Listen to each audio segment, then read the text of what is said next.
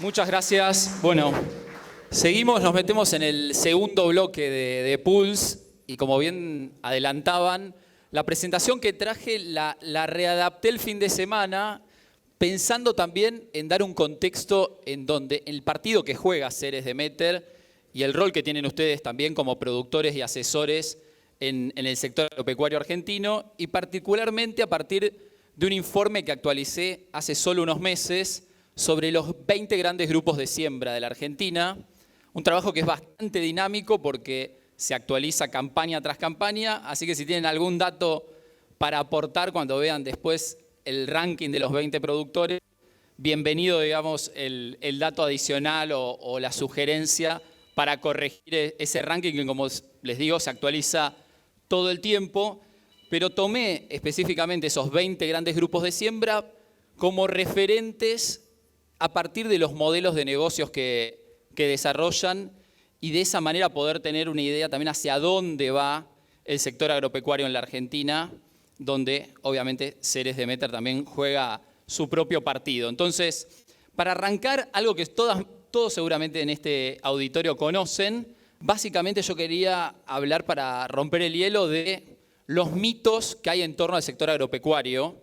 el mito y realidad en torno al sector agropecuario. Obviamente aquellos que forman parte del sector activamente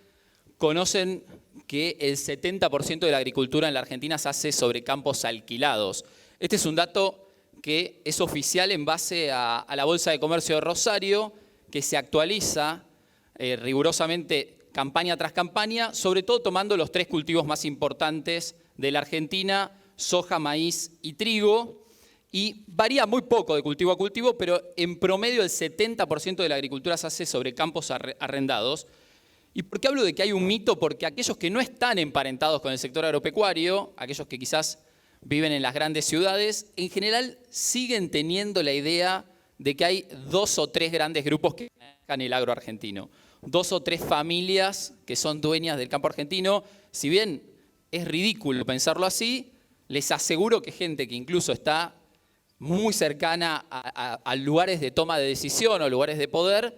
tienen todavía ese prejuicio de que son 3 o 4 familias las que manejan el agro argentino, y ese es un gran mito que hay que seguir tratando de desterrar desde el sector agropecuario, y me parecía interesante ponerlo como un puntapié para analizar esto. En base a ese informe que les contaba que hice inicialmente en la pandemia y actualicé hace muy poquito sobre los mayores grupos de siembra, el primer dato que también refleja lo atomizado que está el sector, si pensamos solo en los grupos de siembra, los 20 mayores grupos de siembra de la Argentina solamente explican algo así como el 7% del área sembrada del país. O sea, está súper atomizado, porque si los 20 primeros explican solo el 7%, imagínense el resto.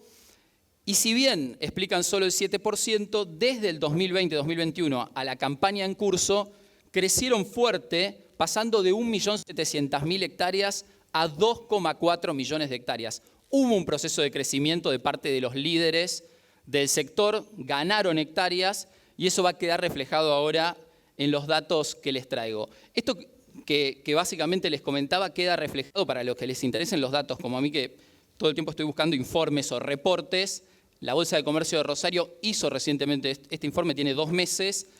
y deja claro que a medida que aumenta la escala productiva, obviamente disminuye de forma pronunciada la proporción de productores propietarios que desarrollan la actividad. Esto es lógico. A mayor escala, muchos productores que quizás tienen una porción de hectáreas propias, el grueso de las hectáreas que trabajan son alquiladas, algo que también ustedes conocen a la perfección, pero está bueno a veces tener de referencia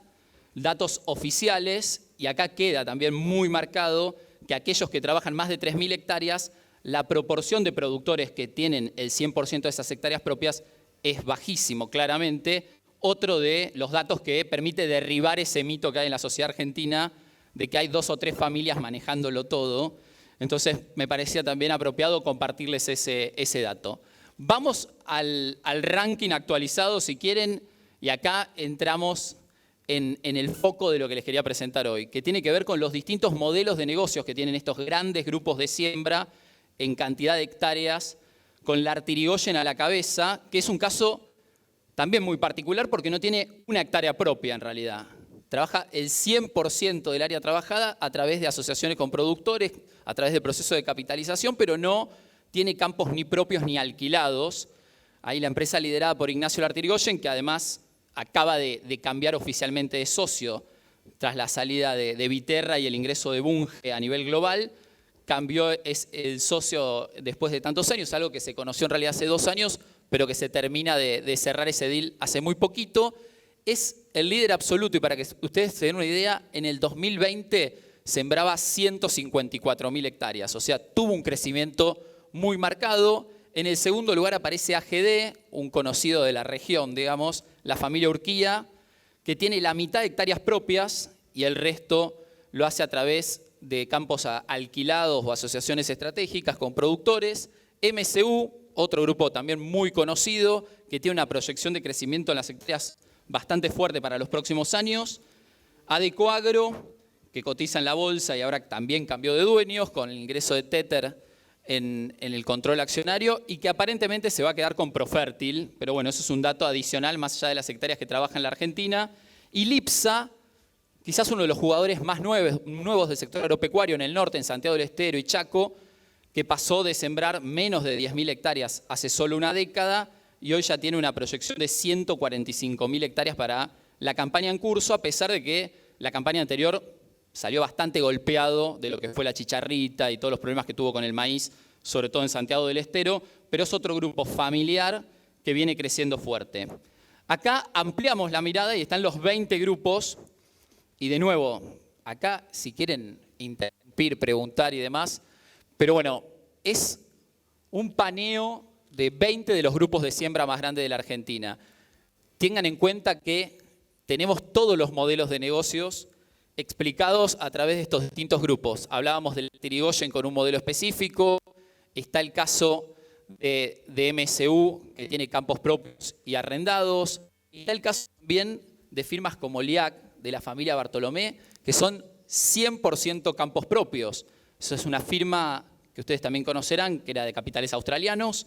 y hace solo 3 años la familia Bartolomé se queda con los activos de LIAC y de esa manera pasa a controlar esas hectáreas propias en explotación. El caso de Ablic Granos, que es distinto, digamos, su modelo donde pequeños inversores fondean campaña tras campaña, lo que es también un fuerte crecimiento de esta firma que lidera José de Micheli, cada uno con su modelo de negocios, pero todos en general, salvo honrosas excepciones, yo les digo, en los últimos meses hablé con por lo menos 14 de estos 20 jugadores, todos tienen una mirada de mediano y largo plazo de crecimiento en escala. Básicamente es un negocio de escala, entonces todos tienen una mirada a 2, 3, 5 años de crecimiento y de hecho si leen los balances,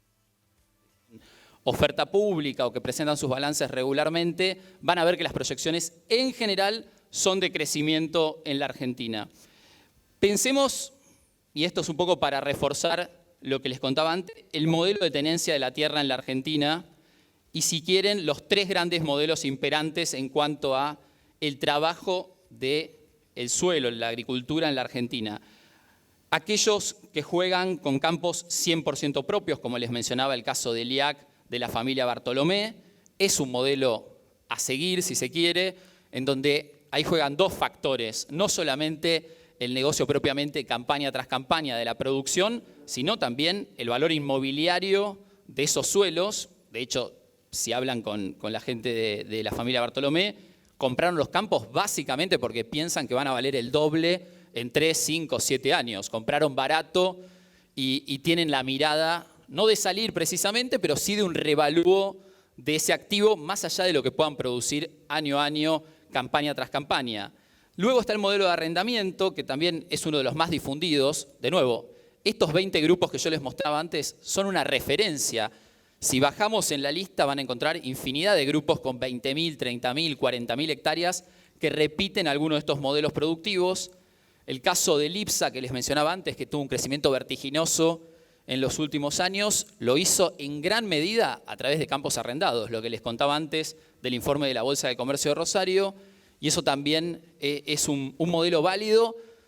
que tiene sus complicaciones porque los márgenes son chicos y por eso buscan ganar escala y diversificar territorialmente para justamente diversificar el riesgo. Y luego los modelos asociativos, como decíamos, del Artirigoyen, que es casi el caso más emblemático por la escala que logró este grupo, que obviamente también todo el mundo conoce porque tiene ya mucha trayectoria en la Argentina. Pensando en darle si quieren, un doble clic a cada uno de esos grupos, y en base a lo que hablé a lo largo de todos estos años que yo vengo siguiendo siempre, todo lo que tiene que ver con grandes grupos económicos y las familias de alto patrimonio en la Argentina, ¿qué están pensando esos grupos económicos en cuanto a la evolución de su negocio? Y esto también es algo que va a quedar en evidencia si analizamos algunos casos en particular, porque ya lo están haciendo, digamos, no es que es una proyección. Están avanzando en la cadena. Esto es algo evidente de productores o empresarios agropecuarios que ya no solamente se dedican a producir en el campo, sino que avanzan a la industrialización e incluso a la comercialización. Es algo que queda en evidencia, por ejemplo, en Adecoagro, cuando se queda con las lácteas que eran de Sancor y pasa del mega tambo que tiene en el sur de Santa Fe a la góndola, estando en todos los eslabones, en todos los segmentos de la cadena. Es un caso emblemático, pero no el único. Acá en la provincia de Córdoba tienen a AGD, que lo mencionábamos antes, pero fuera de los grandes grupos económicos, si buscamos a grupos agropecuarios de escalas medias de 3.000, 4.000, 5.000 hectáreas, también se van a encontrar con que muchos están avanzando en procesos de industrialización o agregado de valor en origen, por ejemplo, con granjas porcinas. Es algo que también queda en evidencia. El caso emblemático de uno de los grupos de siembra más grandes de la Argentina, como son los Duo en lechería. Están invirtiendo 50 millones de dólares en Arenaza para levantar galpones y agregar valor a partir de la mayor productividad que le va a dotar a las vacas estar en esos galpones estabulados, y no descartan avanzar también en la cadena e industrializar en algún momento porque logran volúmenes de producción. Piensen que el caso particular de Duo va a pasar a ser uno de los 3 mayores productores de leche primaria de la Argentina, junto con Coagro, obviamente, ex dueños de Ilolay a través de Taperitas. Va a quedar ahí, entre el segundo y el tercer lugar muy pronto, con una producción muy potente de más de 300.000 litros por día de leche. Entonces, el siguiente paso es industrializarla. Y eso queda en evidencia en muchos de estos grupos que veíamos antes. Podemos estar toda la mañana analizando caso por caso, e incluso empresas más chicas que también repiten esa lógica. Todo el clúster manicero del sur de Córdoba tiene esa impronta, digamos, no son solo productores, son también industriales y con marca propia llegan a las góndolas. Y yo entiendo, en base también, no es lo que digo yo, sino lo que dicen ellos, va a acentuarse, va a profundizarse esa corriente o esa tendencia en cuanto a grandes empresarios agropecuarios avanzando en las cadenas de valor en los próximos años en la Argentina, un poco por lo que decíamos antes, los márgenes claramente van a ser menores en la agricultura, no podemos especular con una soja de 500, 600 dólares nuevamente, entonces lo que queda es encontrar valor en otros eslabones de la cadena, avanzar en la cadena, y eso está pasando ya, no es solamente una proyección. Esto es lo que les contaba un poquito de los distintos modelos de integración vertical. El caso de MSU con la planta de maní que va a inaugurar el año que viene, una inversión de más de 100 millones de dólares, repite un poco ese modelo. Si hablabas con la familia Uribe Larri hace 10 años, ellos siempre sostenían: lo único que sabemos hacer es agricultura y vamos a seguir haciendo agricultura. No tenían ganadería, no les interesaba agregar valor en origen, descartaban esa opción y ahora, sin embargo, van a empezar a procesar maní para la exportación con una inversión de más de 100 millones de dólares en la provincia de Santa Fe, y eso quizás es el puntapié inicial para otras inversiones de esa escala, como puede ser, por ejemplo, una planta para procesar maíz, que es algo que la Argentina también, a diferencia de Brasil y Estados Unidos, está muy lejos de lograr industrializar el grueso del maíz que se cosecha en la Argentina. Y si proyectamos que en los próximos años se va a producir más maíz, va a haber más maíz excedente, las posibilidades de agregar valor a ese maíz y transformarlo localmente y no exportarlo como grano, también se hace de alguna manera imperante que este tipo de grupos económicos avancen en ese sentido, y algunos que ya están jugando, como AGD, también anuncian ampliaciones o las construcciones de nuevas plantas en ese sentido. Entonces, es algo que ya está pasando y me parece interesante tenerlo en cuenta. ¿Qué pasa con las expectativas u oportunidades de mediano y largo plazo? Algo que hablaba un poco Santi en su presentación y a mí me parece también interesante rescatar, las proyecciones son optimistas para el sector agropecuario en cuanto a crecimiento, porque tenemos, por ejemplo, una demanda que según el USDA va a crecer solo en soja 27% a nivel mundial. Esos son 120 millones de toneladas más de soja que se van a tener que producir de acá al 2035 por año, digamos. Hoy se producen en el mundo poco más de 400 millones de toneladas de soja o un poquito menos de 500 millones, depende del año. O sea, se van a dar 120, 130 millones de toneladas adicionales. Y Argentina tiene una oportunidad de crecer fuerte, porque además viene con el freno de mano hace más de una década y estamos incluso lejos del pico histórico de Argentina, que fueron 60 millones de toneladas. Entonces, ahí hay una oportunidad en cuanto al crecimiento de la demanda mundial. Soja como un ejemplo. En general, todo, si ven carne, lácteos, todo tiene tendencia de crecimiento para el 2040, para el 2050, son todos números optimistas o favorables para el sector agropecuario y Argentina tiene márgenes de crecimiento y mejora en todos esos segmentos. Tecnología y agricultura de precisión, algo que también ya está pasando. Venía ayer viajando para acá leyendo el especial que sacó Clarín Rural por los 80 años de Clarín. Es un especial de varias páginas y ahí, entre otras cosas, se mencionaban todos los avances tecnológicos que tuvo la Argentina en el sector agropecuario de vanguardia a lo largo de las últimas décadas y también se plantean cuáles pueden llegar a ser los próximos saltos del campo argentino en los próximos 10, 15 años. De hecho, la última columna del especial de Héctor Huergo analiza cómo va a ser el campo en el año 2040. Y es interesante pensar todo lo que todavía podemos mejorar en cuanto a productividad y agregado de valor, que es lo que les mencionaba antes en los casos testigos, si se quiere, de los grandes grupos de siembra en la Argentina, de cómo están evolucionando en cuanto a industrializar y crecer en los eslabones o en la cadena de comercialización para llegar al consumidor. Eso también trae enormes desafíos que tienen que ver, obviamente, con lo que ustedes también ya conocen, que tiene que ver con volatilidad, con competencia por arrendamientos, un tema sensible en la Argentina, el pago de los alquileres de los campos y la presión por la sostenibilidad, que es un poco también la antesala de lo que podemos charlar en el panel que sigue después con los anfitriones. Pero esto también es algo a tener en cuenta. O sea, el consumidor en el mundo está cambiando, eso es algo que no les tengo que decir yo, es algo que está vigente en cualquier paper, en cualquier presentación a nivel global. Todo lo que tiene que ver con la mirada que el consumidor tiene sobre lo que consume es cada vez más aguda, el acceso a la información es cada vez, de alguna manera, más sencillo para el consumidor y exige trazabilidad en absolutamente todo lo que consume y eso se va a agudizar en los próximos años. Y ahí algo que también debatíamos con Santi en el auto viniendo para acá ayer, que de nuevo no es algo que digo yo, sino que dicen especialistas de distintas áreas, Argentina va a tener que elegir qué quiere vender al mundo, digamos. Si queremos vender solo volumen de bajo valor o si queremos vender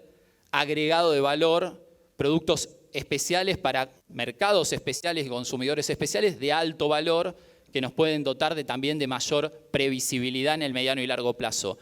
¿Es negocio para la Argentina seguir vendiendo pollos como vende Brasil cuando la escala de Brasil es literalmente en el comercio internacional 35 veces más grande que la Argentina?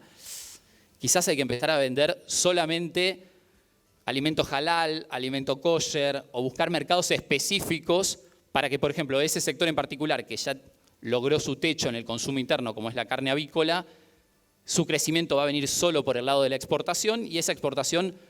tiene que ser necesariamente no por volumen, sino por calidad. Vender una tonelada cada vez más cara y que eso permita tener mejores márgenes en un sector que además tiene sus complicaciones. No sé si alguno está emparentado o cerca del sector avícola, pero es un sector que está en problemas ahora mismo. De hecho, el mayor grupo de la Argentina está en una crisis financiera importante y estamos hablando de un grupo que faena el 28% de los pollos de la Argentina. Un sector que cíclicamente tuvo crisis. Cíclicamente a lo largo de los últimos 30 años los grandes grupos cayeron en algún momento. está súper atomizado el sector y tiene un montón de desafíos. Lo pongo como ejemplo pensando en todos los desafíos que tienen los productores agropecuarios en la Argentina en cuanto a lo que sigue a 5, 10, 15 años, tratar de tener esa mirada, si se quiere, optimista, pero con ciertas precauciones. Y para cerrar un poco lo que hablaba con alguno de ustedes en el break, tiene que ver con qué podemos pensar en cuanto a lograr esto que el mundo demanda y en base a las posibilidades o los recursos que tienen los productores argentinos de cara al futuro. ¿Qué se puede pensar del futuro del campo argentino? ¿Vamos a hacer un proceso de concentración donde va a haber cada vez menos jugadores, pero más grandes? Un poco lo que pasa en la lechería, donde los tambos son cada vez más grandes, menos jugadores y cada vez más tecnificados. Algo parecido en el sector porcino, podemos ver que quizás vivió eso de forma natural y son cada vez más altas las barreras de entrada. Hoy nadie inicia una granja porcina si no tiene un mínimo de 1.000 madres proyectadas en el corto plazo y eso demanda 7, 8 millones de dólares de inversión. Entonces, ¿esto se va a agudizar el proceso de concentración o lo que veíamos antes en el inicio por acá abajo de crecimiento de los grupos de siembra que pasaron de 1.700.000 a 2,4 millones de hectáreas? ¿Se va a agudizar ese proceso de concentración o vamos más a un modelo colaborativo en el cual los distintos actores, los distintos jugadores, incluso productores agropecuarios más pequeños, van a encontrar en modelos asociativos la posibilidad, de nuevo poniendo de ejemplo, el sector porcino, los sistemas de engorde asociados a jugadores de gran escala que tienen las madres y el engorde lo hacen en distintos puntos productores de maíz en sus propios campos. El caso de Isowi, por ejemplo, que hoy es el mayor productor porcino en cantidad de madres, que básicamente tiene otros productores asociados que engordan esos cerdos. Bueno, vamos a ese modelo colaborativo, van a convivir los dos modelos. Todo va a depender también de la viabilidad o no en cuanto a rentabilidad de esos, si quieren, sectores o oportunidades de agregado de valor, como les mencionaba el sector porcino, pero hay muchos otros. Y al mismo tiempo, pensando también en el mediano y largo plazo y un poco lo que es mi métier, que son las empresas familiares, qué tan profesionalizados o no van a estar estos grupos agropecuarios o estos empresarios agropecuarios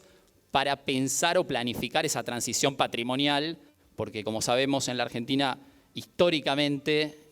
el Código Civil de Vélez Sarsfield hizo su trabajo y los campos se van dividiendo y perdiendo poder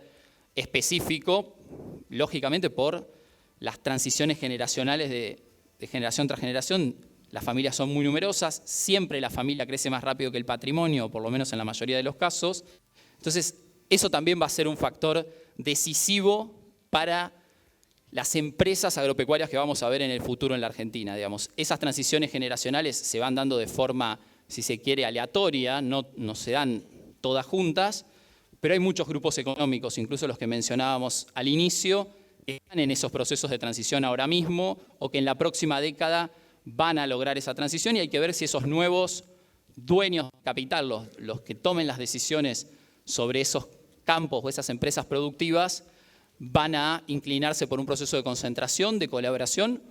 o incluso de salida o no del negocio, que es otra alternativa que tienen todos los grupos familiares en la Argentina y que también se ha dado a lo largo del tiempo. Hay otro informe y con esto no les robo más tiempo y pasamos a la entrevista. Pero Flaxo fue uno de los pocos espacios donde se desarrollaron estudios sobre la tenencia de la tierra en la Argentina a lo largo de la historia a partir de los distintos censos agropecuarios. No lo incluí en esta presentación, lo había traído para otras que di a lo largo de los últimos años, pero es interesante porque ahí se ve cómo familias que históricamente eran dueñas de las grandes porciones de tierra en la provincia de Buenos Aires, en la década del 90 perdieron protagonismo o salieron del negocio directamente con la avanzada de grandes industriales, en ese momento Gil o los Blanco Villegas o familias que vendían sus industrias, compraban campos. Los Reyes Terrabuzzi, por ejemplo, que eran famosos por las galletitas, vendieron y muy bien a Nabisco en el 93 y gran parte del dinero lo destinaron a comprar campos a familias tradicionales, no sé, los Dugan o los Drysdale o familias con muchas hectáreas en ese momento que salieron definitivamente del negocio o se achicaron de forma significativa. Así que este panorama les quería pintar muy brevemente para que tengan como una noción, si bien ustedes forman parte del sector y seguramente lo conocen de primera mano mucho más que yo, sí me parece siempre interesante dejar como ese paneo general de qué están haciendo y quiénes son esos grupos económicos con una mirada nuevo, de mediano y largo plazo hacia dónde va el sector. Es una pista, o al menos una referencia de por dónde puede ir el campo argentino en los próximos 5, 10, 15 años. Siempre es interesante ver qué están haciendo los top 20, los top 50, las 100 familias, si se quiere, más importantes, en este caso en el sector agropecuario, que como decía al principio está muchísimo más atomizado que cualquier otro sector y que lo que cree muchos de los argentinos en cuanto a concentración. Es uno de los sectores por lejos más atomizados y eso también le da dinamismo y le genera un montón de desafíos porque es súper heterogéneo y depende mucho en qué sector están, si tienen todas las actividades en un mismo grupo, si solo hacen agricultura, si también tienen lechería, si hacen ganadería. Cada caso es un mundo, pero bueno, sirve de referencia tener un poco el panorama de lo que hacen los 20 más grandes, en este caso de siembra, para ver hacia dónde va el agro.